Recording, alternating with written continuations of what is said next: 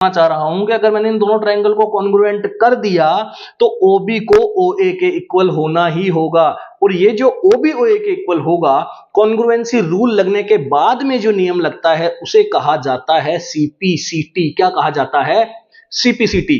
और CPCT की full form होती है corresponding parts of congruent triangles. क्या होती है?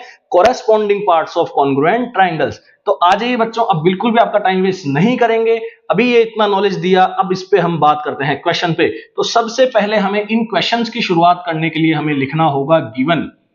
और अगर हम गिवन देखते हैं तो लिखा हुआ है AD एंड BC इक्वल। क्या लिखा हुआ भैया? AD इक्वल क्या है? BC है, एंड AD जो है वो परपेंडिकुलर है AB के, और जो BC है परपेंडिकुलर है AB के।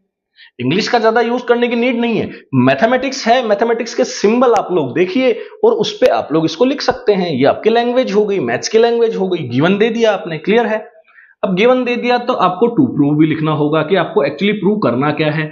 आपको प्रूव करना है कि CD bisects AB, it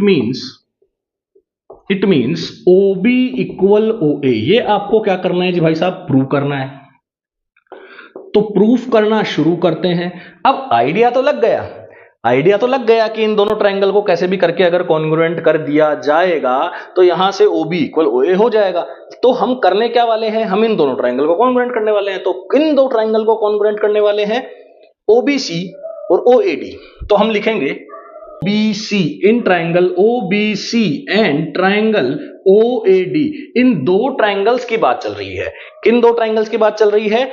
OBC और OAD, इन दो ट्रायंगल्स की बात चल रही है। तो इन दो ट्रायंगल में अब हम ये देखते हैं कि हमें एक्चुअली यहां से करना क्या है। अब हमें कौन सा नियम, कायदा, कानून यहां से लगाना है।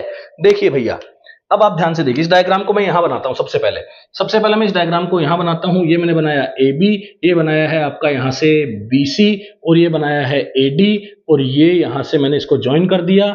ठीक है, यहां से नहीं करके थोड़ा सा यहां से कर देते हैं तो थोड़ा ठीक हो जाएगा। ये कर दिया O, ये हो गया आपका AB, ये हो गया C, ये हो गया D। क्या गिवन है? ये गिवन है और ये 90 है।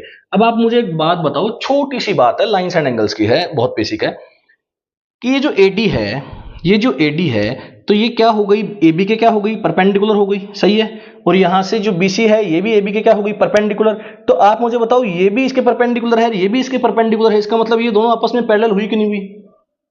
बताओ भाई, ये दोनों आपस में पैरेलल हुई कि नहीं हुई? अगर BC और AD आपस में पैरेलल हो गई, अगर BC और AD आपस में पैरेलल हो गई यहां से, तो क्या ये वाला एंगल इसके इक्वल